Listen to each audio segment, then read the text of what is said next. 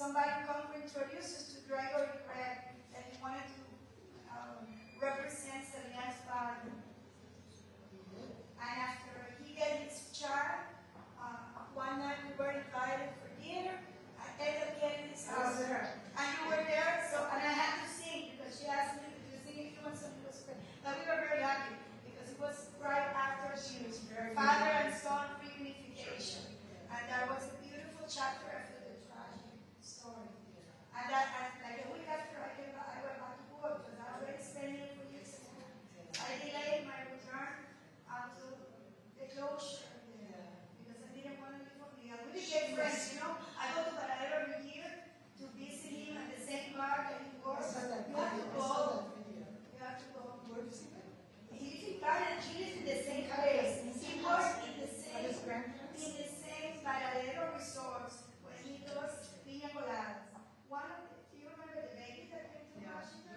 He works at the bars too, doing piña colada, and he then works at an art trade company or something.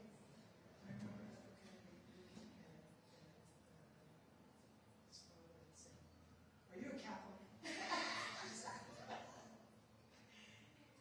So then I went back to Cuba in 2000, but I stayed working at this issue for a long time. That's it. Pesado, okay, let's do it. Aquí, aquí.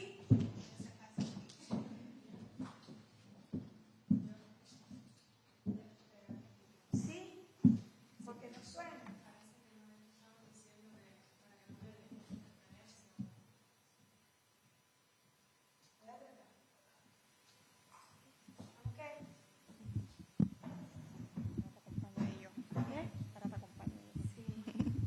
Well, good morning, everyone. It's a pleasure to have you, all of you here. We appreciate you taking your time to come in. Today, we will have, as it was announced, a press conference with the Deputy General Director of the U.S. Division of the Ministry of Foreign Affairs, Johanna Tablada. She will provide an overview of the current state of the bilateral relation and will answer all the questions that you may have. After that, we will give the floor for your answers, and we will have a 40 minutes session for that. So say that, we have Johanna. Can you hear me? Yeah. And at the end, if someone would like one specific question for your agency, I'll do it as well. Apart from what we speak, somebody will be interested. Daisy. I start talking to the Americans, and I forgot the most important, my Cuban girl. Nice to see you. We've been knowing each other for a long time, too. So we would like, I'm in Washington, D.C. I'm Johanna Tablada, as she mentioned. I'm the second of Deputy Minister Carlos Fernandez de Cosio in charge of the U.S. Division. And as you probably, I know that there are many issues that are important right now, apart from Cuba, that it's never a priority in U.S. foreign policy. But we really would like to highlight and to call some attention to what's going on U.S. policy toward Cuba, because we consider that the way that it's being driven, it is absolutely going into a scenario that could harm both Cuba and United States. The policy of the United States toward Cuba right now is deliberately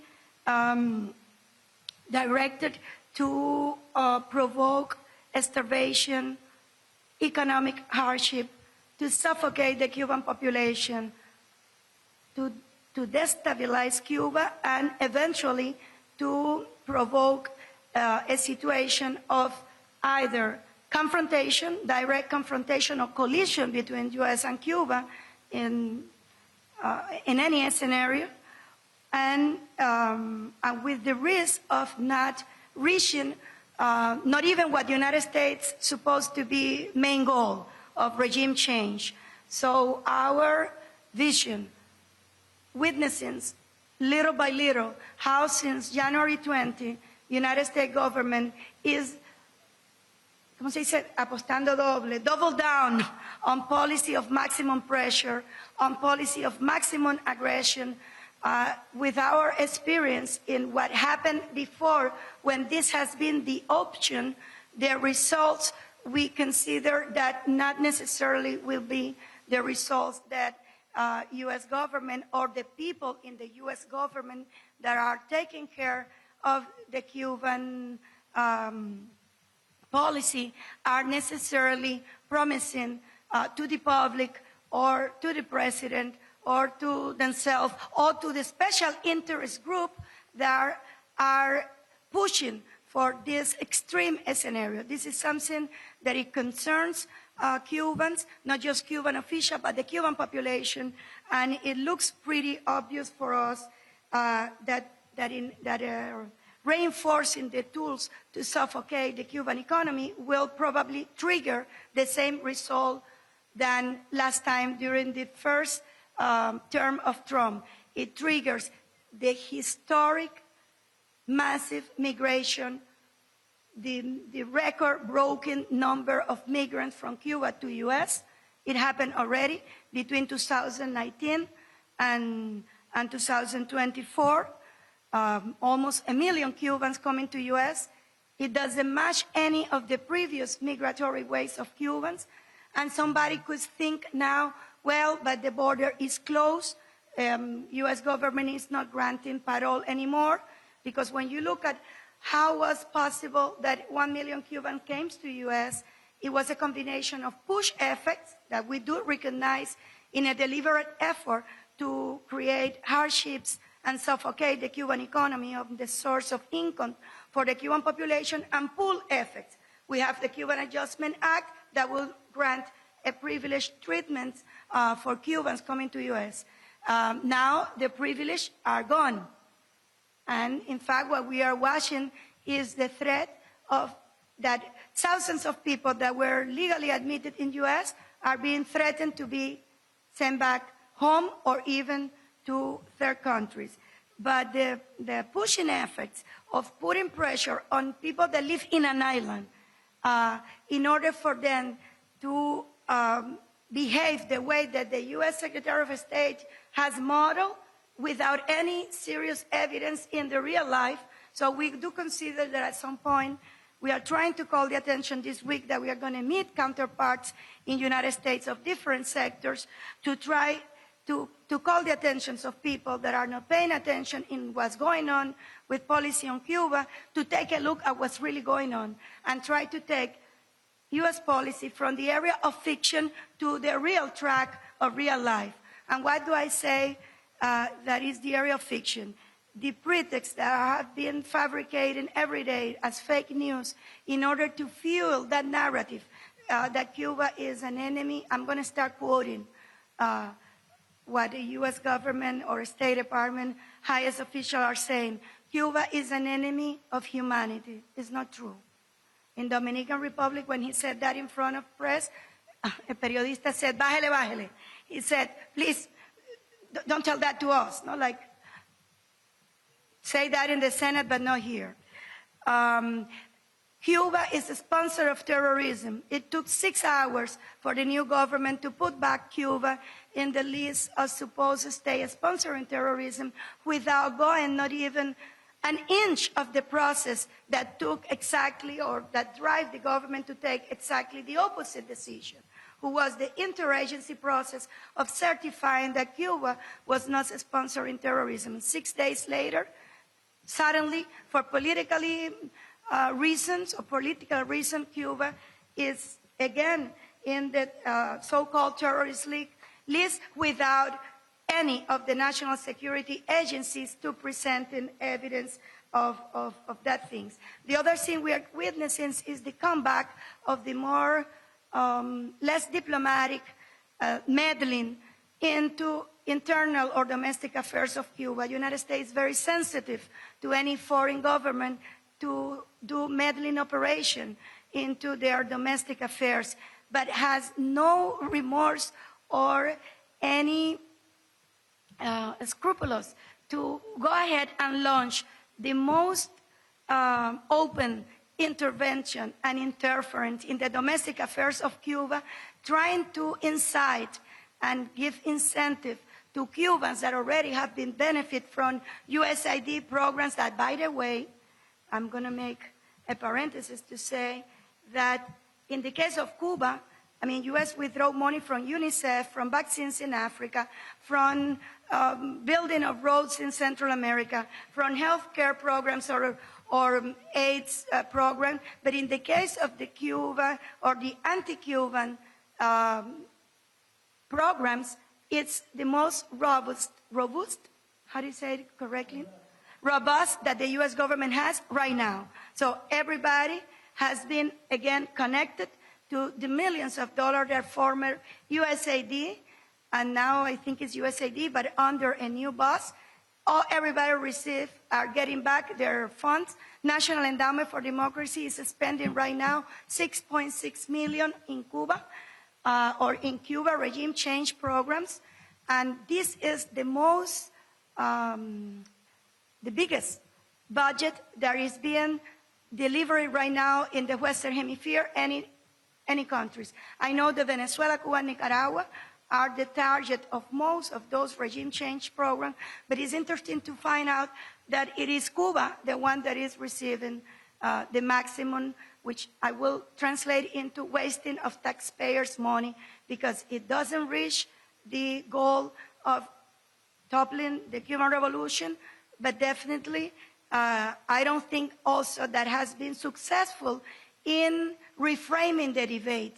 United Nations continue to condemn the U.S. embargo every year with only two governments opposing the Cuban resolution, United States and Israel.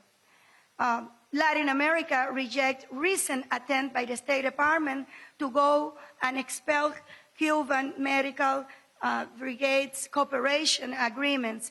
It was massively rejected by Prime Minister, Minister of Healthcare, so I don't think there was any success either in that attempt, basically because it wasn't true that it's a human trafficking operation. It is not true that they don't receive salaries. In fact, they receive double in Cuba and abroad.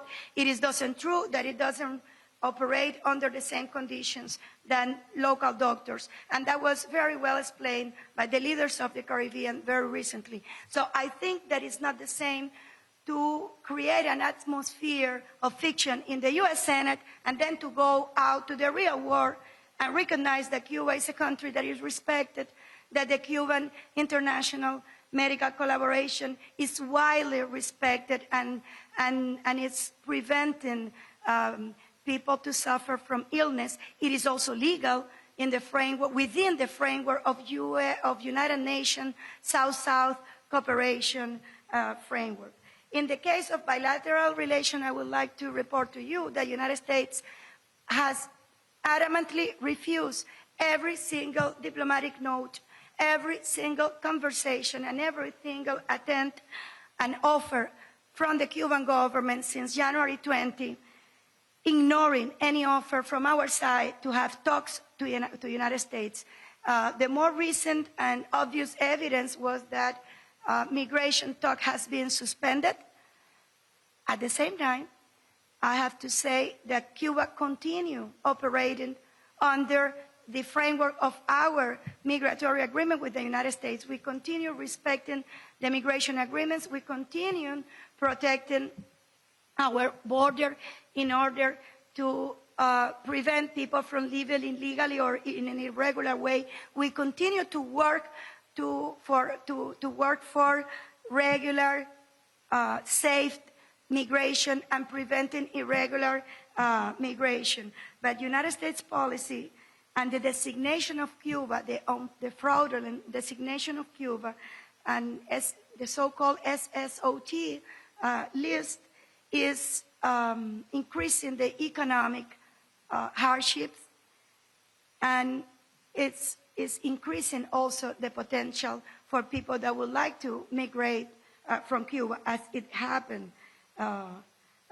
before. The narrative about the human right, we consider that is a narrative that it has huge contradiction, that it shows it remains a new level of hypocrisy, because you cannot be going after every day in a medieval prosecution of oil shipments to Cuba.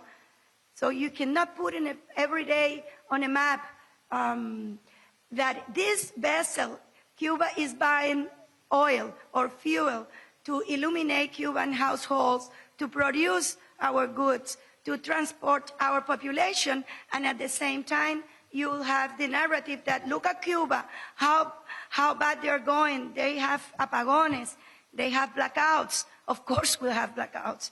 If there are 54 vessels in the war that are sanctioned by the United States just because doing a legitimate operation of selling food or transport food to an island of 10 million people, it has to be some impact. Or they will say they are not, the hospitals are not anymore what it used to be. Everybody knows how much seriously Cuba invests in a universal free healthcare system that has been applauded international by the World Health Organization, and also by countries, including the United States. So there's a lot of double standard when you are doing everything possible in order to threat the integrity of an entire population, and at the same time you are proclaiming in the United States and elsewhere that the situation of the Cuban people is very bad, that we have a failed state, and I understand what's going on, and everybody, I think, in Cuba, or most of the population in Cuba and elsewhere, are understanding that the game is to wreak havoc into the Cuban economy, to starve the Cuban population if possible, to scare off any possible investment in Cuba, to reinforce the extraterritorial impact of the embargo, and at the same time to blame the victim. So they will say, look how bad they are doing.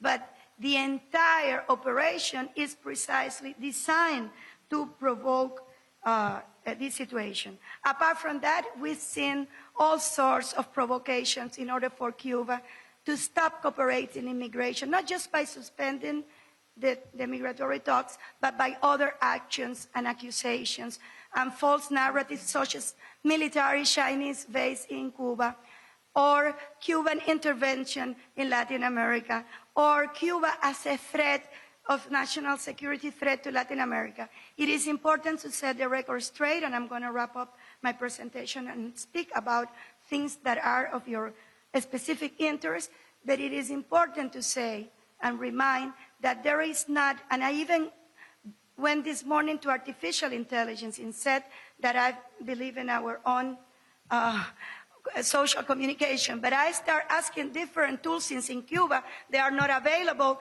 because recently the Secretary of State put Cuba in a list of arbitrary nations, which the immediate impact that our students, our professors, our diplomats, our population will not have access to some of the best platform of artificial intelligence. So since I have the liberty of doing that here, because in Cuba, it's not Cuba who is preventing, it's U.S. government that is preventing us to access today to more than 200 applications in internet. It is important that they say there is not an evidence that there is a single measures that reciprocate the hundreds and hundreds of unilateral coercive measures of the United States against Cuba. So how long would that go on? We don't know. We would love to call the attention for more oversight, public oversight in the United States to the Cuba policy, because again, Cuba policy, it looks to be freely on the hands of a special interest group that has profited precisely in building on preventing U.S. and Cuba to have a normal relation, in prohibiting Americans to visit Cuba, in prohibiting Cubans to visit America, in prohibiting people-to-people travel, in going after universities to drop their contracts with Cuban university, in prohibiting our science institutions to collaborate with American science institutions, in prohibiting many things that in a state that's supposed to be the totalitarian state, such as Cuba in the U.S. narrative, will be the one that will be preventing all sorts of things from happening. and not the country of United States. Finally, I would like to say that if we are here and Deputy Carlos Fernandez de Corsillo came in January, at least as far as we are granted visas, we would like to reinforce, which is the mission of the Cuban Embassy in the United States. The mission of the Cuban Embassy in the United States is to improve relations with the United States. The mission of our visit to the United States is to continue looking forward for reinforcing the ties, the historical ties, cultural ties, political ties that have put Cuba and the United States in the same neighborhood. We enjoy having a relationship with the United States. Americans enjoy visiting Cuba. Cuban Americans living in Miami or in New Jersey or in California or elsewhere in the country, what statistics are showing is that that they love to visit their country, that they like to help their relatives, but are the only immigrants in the United States that has been received a discriminatory treatment. Cubans already lose the capacity to send money home through Western Union because among the 14, I won't list the 14 measures. If you're interested, I could send with Zulia our list. But from January 20 to today, Cuba already, apart from the 200 measures that President Biden unfairly and unfortunately keep running against Cuba from Trump's first time, have taken at least 14 additional new measures in order to wreak havoc, in order to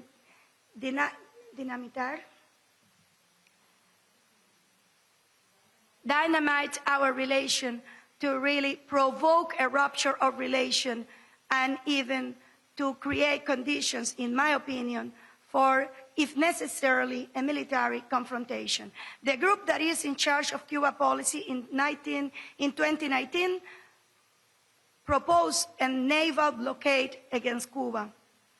And I don't want to scare anybody, but I would like the press to be more interested in finding out which are the real purpose of doing the same, but even worse than last time when they provoked a situation that infant mortality rate in Cuba went down went up from 4 to 7 in a very short period of time, that a lot of people decided to abandon their business, including private sector, to emigrate because they saw no hope of improvement of relations. When the United States went to South America and Central American officials, they speak about investment, they speak about increasing the standard of living of the population to prevent them to emigrate. How is it that in the case of Cuba, the narrative exactly the opposite, that you wanted to deteriorate the condition? We will continue to work with the U.S. The Cuban official position is that we would like to have better relations. We would like to open a respectful dialogue with President Trump. We would like to discuss issues in a serious way, apart from the fake news, apart from the fake pretense, apart from the fake narrative. Thank you very much for devoting some time to come and talk to us this morning. I'm open to any questions. Yes, thank you, Johan. And we will start with Ted Hesson from Reuters, please. Thank you, Director. Cuba recently issued a verbal warning to the U.S. Chief of Mission, Mike Hammer, over incidents in which it said Hammer was inciting Cuban citizens to commit crimes during his travels across the island. Will Cuba expel Hammer? And if he's asking citizens to commit crimes, when does he cross the line that would lead Cuba to expel him? Well, I think that there is a deliberate effort from the State Department for Cuba to have to reply to things that are not tolerable, not in Cuba, but on any issue, in any country. In the United States, they were about even to go to an impeachment process for the suspect that a foreign government was meddling into U.S. domestic policy. What the Charge of Affairs of the United States in Cuba is doing is violating the Article 41 of the Vienna Convention. We've told them so at least 4 times. He openly are asking people to go to the street. He openly are channeling money from the USAID programs that are back in motion in Cuba for regime change. He's talking to people that are in business. By the way, many of them, I think, have rejected those claims because he has immunity, but the people that he's asking to commit crime has no immunity to violate the law. So it's like desperate. About the decision of Cuba to what to do with that behavior, I understand that we've been more responsible because we consider that the relations between U.S. and Cuba doesn't belong to the charge of affair. It belongs to the people of Cuba and the people of the United States. So as far as we can continue denouncing, trying to talk, using all diplomatic ways in order to prevent to cross the line, but I cannot anticipate what would be the next step if the United States continue to escalate in doing what they openly know, that they will not allow any officials of a foreign nation to do in U.S. Here is our charge of affairs. She just arrived, Ambassador Lianis, and you will never find her delivering money because we don't have budgets to overthrow the U.S. government or talking people about things that we would like to see changing in U.S. We recognize that it rightfully belongs to the U.S. people to decide what happened here with health care. We prefer free health care or universal health care. We consider that insurances probably are not the best way for dealing with health care, but this is our opinion. It is not for us to go out and do lobby like U.S. is doing in Cuba for groups of people to do it the American way or to topple their government. We will never do that. I can assure you that we will never do that. Our diplomats have a prohibition of intervening in domestic affairs, and they have a duty to continue working as we've been doing for many years without reciprocating coercive measures, because we consider that it will trigger a spiral of confrontation that is precisely the one that irresponsible people. But what I should tell you is that the way that we are looking, the U.S. is escalating in this, will not end well, or it has very few possibilities of end well. For one way, because U.S. already proved its lack of power to decide for the Cuban people. So the resilience of the Cuban people to continue defending their right, their sovereignty, their independence, and our right to build a social justice society that's with whatever the problems that we have, and we don't blame all the problems to the U.S. blockade. We have our own things, but it is up to us to solve it. But if you look at the evolution of U.S. policy and domestic issues in Cuba, in the last year, you'll see a country that continue evolving, responding to the demands of the population. We changed our constitution. We changed our family code. We opened the country for more human rights. We've been opening our policy to nationals that live abroad, and it's very normal today to have Cubans dancing in an event in a theater, participating in our life, participating in the economy. And on the other way, you see this weird behavior that it is domination or nothing, conquer or nothing, hegemony or nothing. And those policies has no future. The resilience of the Cuban people to face again another wave of coercive measures or wars is present, is strong, and it has the support of our population. But I consider that if the American people honestly will know which are the tools that the United States government are using in order to prevail in the whim and in the wishes of a small group of people that are powerful but small, or a company like Bacardi could change the property or trademark law in the United States, I think they won't like it. They won't like it that a small group, and I'm not talking of Cuban Americans. Cubans, Americans are being badly harmed by the current policy too.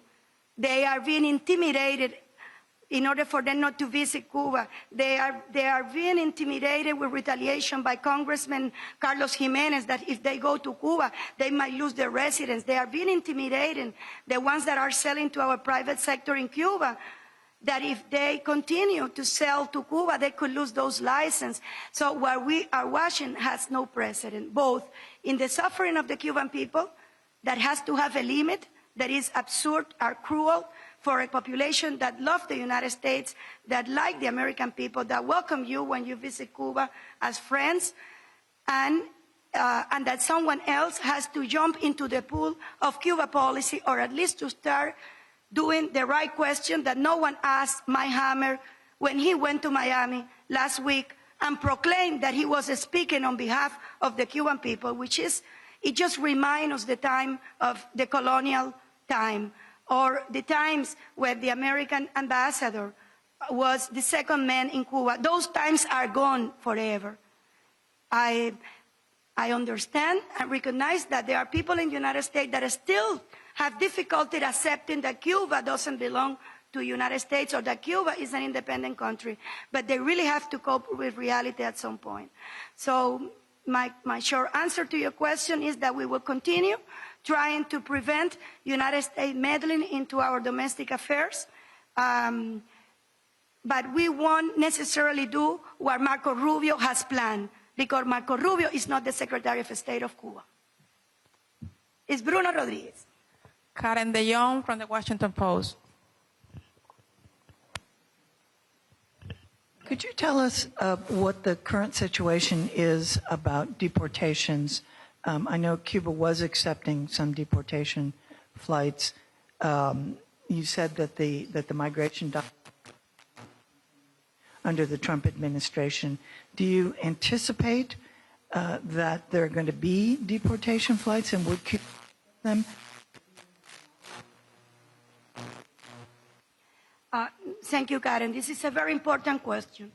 Most of the people in the United States doesn't know that since 2017 that we signed the last migratory agreement, what we call Declaración Conjunta, 55 flights of deportation arrived to Cuba.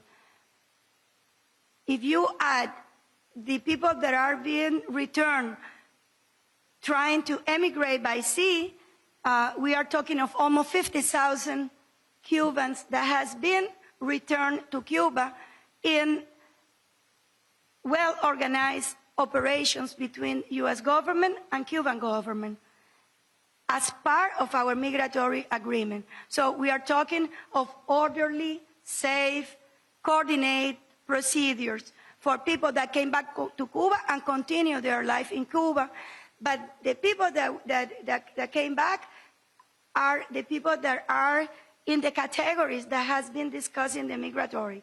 The other thing that people in the United States doesn't know is that even with Trump, whose first decision in office was to unfairly put back Cuba in the so-called state sponsor of terrorism to please a few members of his cabinets, and I don't want to elaborate. Let me go back to Europe. But even when the first action of the new government were very hostile, and the second and the third, even when there were weeks that I remember the United States announced 3 and 4 measures. By the way, most of those decisions have been announced Friday afternoon at 9, so that you won't realize that is going on. It's just Miami and Cuba, the one that we realize. Half of them hasn't been even announced. They put it in a deep note, or they will return as they did a few weeks ago, 40 passports, saying that they won't allow the Cuban soccer team to play in U.S., that they would not allow the Cuban students of the National School of Art to participate in a contest. 30 young people were rejected. They wouldn't allow the president of the Olympic Committee of Cuba, Leon Richard, to participate in 2 important international meetings in the United States. That was last week. How is it that Cuba, that is one of the most outstanding sport nations in the Western Hemisphere at the beginning of an Olympic cycle that will end up in Los Angeles will be prevented from attending meetings, games. This is going on and nobody's paying attention. That's why we're here.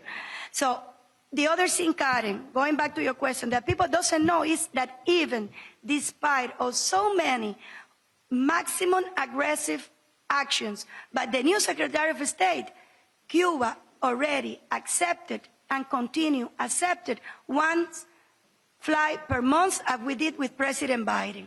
So from January 20 to today, every month a plane from United States landed in Cuba according to the same procedures that another 50 arrived with President Biden every month.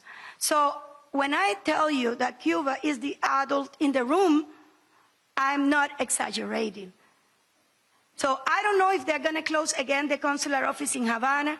We don't know if they will finally please a member of Congress that is representing a few donors and not the Cuban community when he wants to cancel 100 flights that the United States depart from U.S. every week to Cuba to move Americans that travel under the categories that they want to eliminate again, or people that will visit relatives that are sick, or that grandmothers that will help a daughter for the birth of the new baby. They are already preventing Cubans to visit U.S. to assist an ill person. You have to go to a third country. And the overwhelming majority of the case, they won't grant the visas. So the answer is yes, we continue to accept the Coast Guard's people that return with the Coast Guard by the port of Cabañas in Mariel. And yes, last Friday, we received the 5th flight during President Trump's government. It is not a gesture specific to this government. It's a continuity of the fulfillment of our agreement that apart from all the provocations, the meddling, the monies for toppling the Cuban government, the disrespectful narrative of an ambassador that will be in foreign territory representing, in fact, you know what I think? That he doesn't represent the government of Cuba, as my minister said the other day in a message in X, but he said he doesn't even represent the Americans.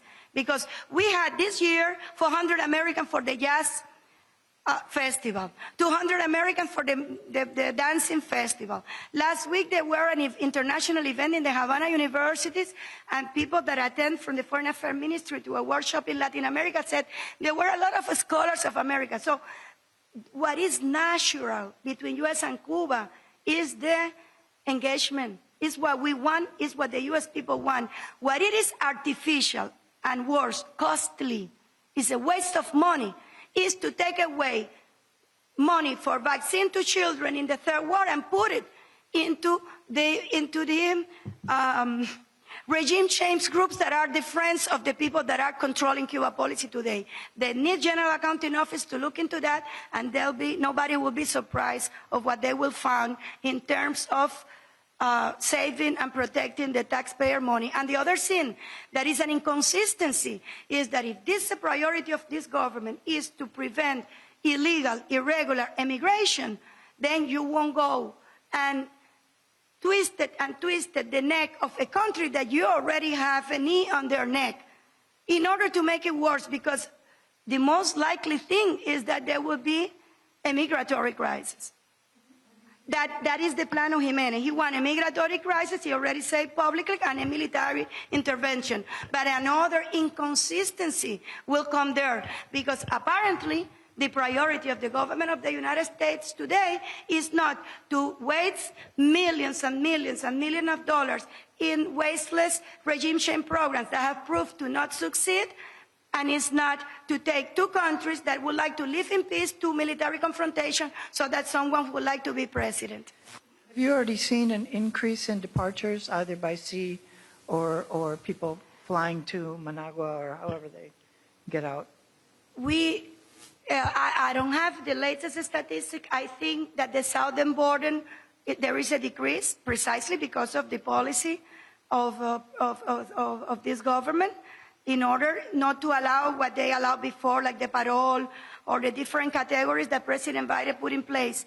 But what we are trying to walk 3 meters more is what these people are calling. I mean, when I'm talking of these people, again, I'm not talking of the overwhelming majority of Cubans, but the political machinery that has a piñata of federal funds and would like to see our two countries in all sorts of confrontations, if they enforce their plan, we'll see. I'm sure that there will be no way to prevent people to try to live as they always have done in situations like this, on raft, and it is difficult for a country that has no fuel to have at its maximum capacity our Coast Guard to prevent Cubans leaving.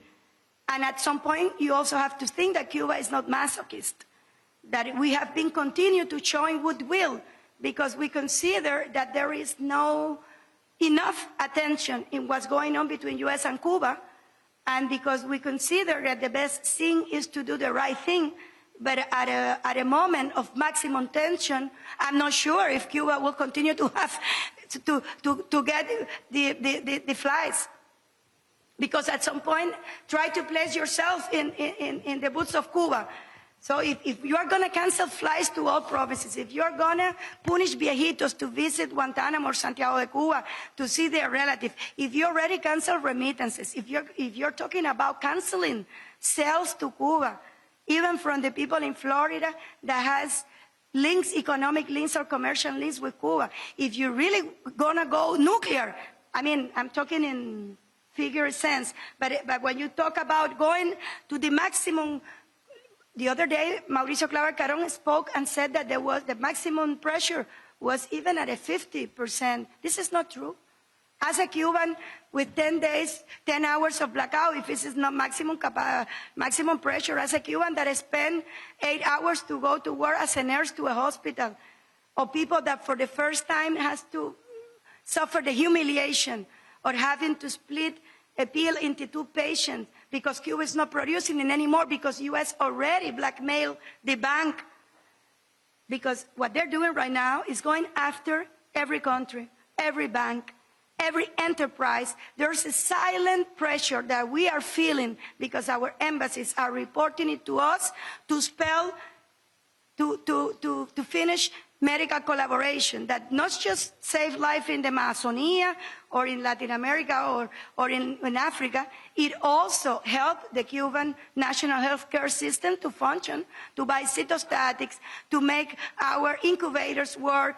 All of these things are being tested by the so-called maximum pressure, which is almost a genocide, pre-genocide measures. And this kind of people will stop at nothing. Carlos Jimenez already made an audience on the hearing and talks publicly in the social communication about intervention every time that he has a chance.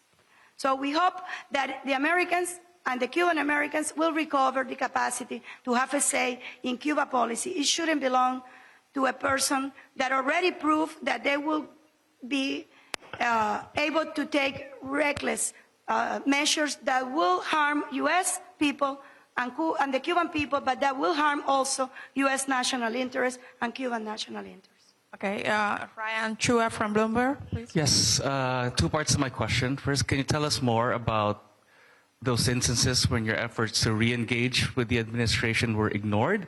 And the second part is, so what are you doing currently to ease tensions and build better ties? Well, the first thing that I think to ease tension is that we haven't reciprocated the very hostile power of shooting of this government against Cuba every day, actions and narrative. In all fields, internationally, extraterritoriality, in their embassy in Cuba that is doing nothing but representing U.S. people. So this is, I think, is a way of easing tensions. If you won't do what they expect you to do, mi suegra, my mother-in-law, used to tell me when I had a discussion with her son that you need 2 to fight. Same thing, you take 2 to tango. But she will say, if someone is is mad in a conversation and the other one doesn't engage in the same behavior, at some point you're easing tension. No? That was a good advice for my mother-in-law, and it worked.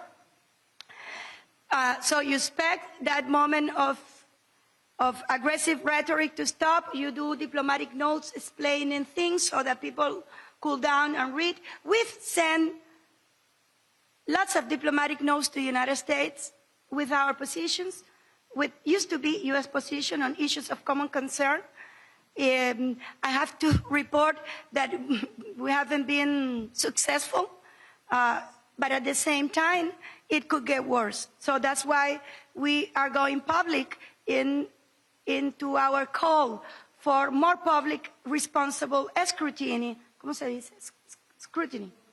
Scrutiny into what's going on, because we do know that they won't stop in order to get away with their idea. At the same time, we do know that they will fail in their main objective, which is to topple the Cuban Revolution, to impose a government that responds to U.S., but what we are trying to prevent is the suffering. The high toll that the Cuban population is paying to please, or just because there's someone that would like to please and pandering to a special interest group that is already very richful, because the rest of the United States cannot visit Cuba, cannot trade with Cuba, cannot invest in Cuba, cannot engage with Cuba. Hello, if 65 years is not enough, tell me another number. The U.S. embargo is the longest, more comprehensive system of unilateral coercive measures of the world. It's very cruel, is doing harm, it's not working for toppling the Cuban government. I don't think it will work, I'm sure it won't work, but it's hurting people of both sides. And I think that we have to give it a try, not to mention that already in the very ephemeral time when U.S. and Cuba went the other way, immediately it was successful, immediately it collected overwhelming support from people in U.S., in Florida, and in Cuba, immediately increased the standard of living of the Cubans, and immediately create an atmosphere when U.S. and Cuba signed 22 agreements, when we start talking even about nationalizations, claims, compensation, human rights, issues also that are on U.S. agenda together with ours. So for an official like us, some of us have been here once, 2, 3 times, in different missions, permanent or temporarily, there's no doubt that when Cubans and Americans sit down, always something positive came out of that conversation. That's why the political brokers of this relation that happen now to be in charge again of U.S.-Cuba policy would like to cut all sorts of ties. And I think that would be very unfair. I think the United States people and Cuban Americans will have to have a say in something that it will have a tremendous damage and consequence that right now we cannot prevent, but definitely to push both countries into scenarios of confrontation and collision is not a good idea. It's not going to end well. Daisy Francis from Prensa Latina.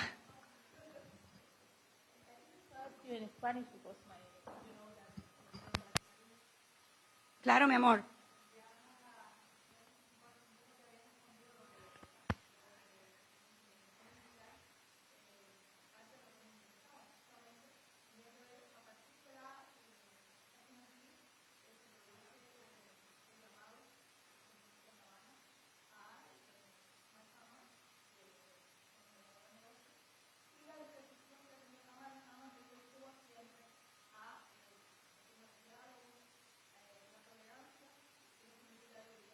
Para nada.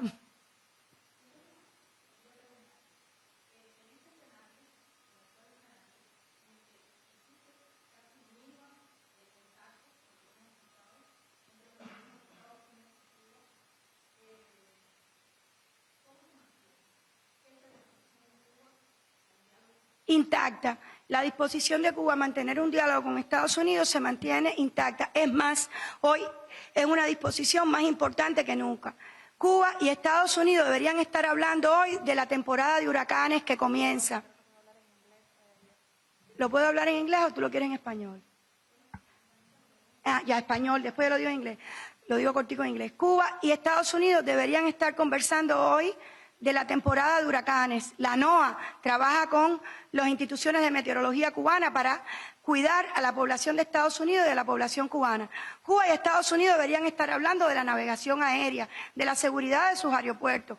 Cuba y Estados Unidos deberían seguir cooperando contra el tráfico de drogas, contra el tráfico de inmigrantes, a favor del medio ambiente, contra el lavado de dinero. La agenda entre Cuba y Estados Unidos que hemos desarrollado en años pasados es amplia y robusta y positiva, y pudiera ser todavía mucho más amplia.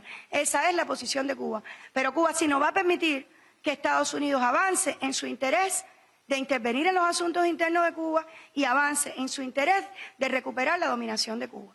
So I'll tell you in English, she was asking me if our willingness to continue talking to the United States is remain even when the Sharjah affair is behaving in a hostile way, public hostile way. And I say that, of course, yes, it's intact, because Cuba would like to talk to U.S. right now about just the season of hurricane. You know that every season of hurricane, U.S. hurricane hunter planes have to enter Cuba. That needs the procedures. We always say yes. That information that is gathered on the sky of Cuba then is delivered for our region in the Caribbean. Cuba and U.S. should be talking about narcotic interdiction that we've done with tremendous result. We should be talking of migration interdiction in making migration safe, orderly, and regular. We should be talking about environment. We should be working together like we did in the past in expeditions to see the birds that come and sleep in U.S. and then in Cuba and continue to South America. We should be waiting in oil spill to prevent accidents. All of those things that I'm saying are not science fiction. All of those things are issues that are in the framework of bilateral agreements that are extremely positive, mutually rewarding, positive, that this government put them in a refrigerator. Those are the things that reflect the real interests of U.S. and Cuba, not the science fiction narrative about Cuba being the most terrorist of the world when U.S. is praising terrorists, real terrorists in other areas, or not the science fiction that China is colonizing Cuba when China has a much more robust relationship today in terms of business, trade, investment with the United States like the one that it has with Cuba. Apart from the fact that Cuba has the right to have the kind of relation with China that we want, and we have a positive one with China. And we will continue to have a positive, very good relationship with China. In fact, the only foreign military base, as you know, that there is in Cuba, it doesn't belong to China, it belongs to the United States, and is there against the will of the Cuban people. Anyone else? Yes, that. Thank you. Ted Hessen with Reuters. You mentioned the hurricane chasers. Is that effort still going on now, or has it been paused? What's the status of it, and are you still collaborating with the U.S.? I honestly, I might be wrong, but I think that will continue because it's a need from NOAA. And again, as we don't consider that Secretary of State Marco Rubio will have the last say in U.S. policy toward Cuba, or at least on Cuba policy toward U.S., because he probably could have the last say in invading Cuba if he wants to, but not in preventing Cuba to work with NOAA. So if the diplomatic note about a hurricane chaser comes to us because the plane needs to enter into Cuba airspace, I could anticipate that we'll say yes again. We value the relationship that we've been building up with the United States for such a long time, despite the historic also pretensions of different U.S. government to say the last say in Cuba. We do want to continue betting to a mutually respectful, mutually rewarding relationship, both official and people to people.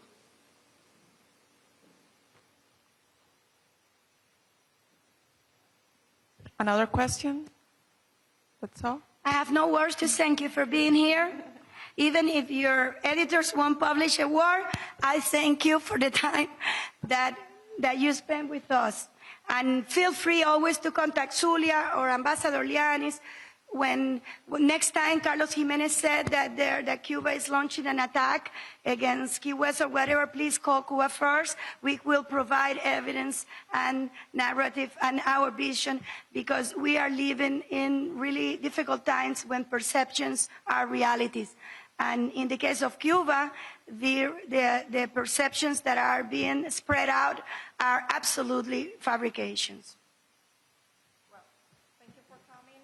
If you would like an extra interview with someone else, Johanna will be available. So thank you. And you're welcome to be in contact with us. Bye.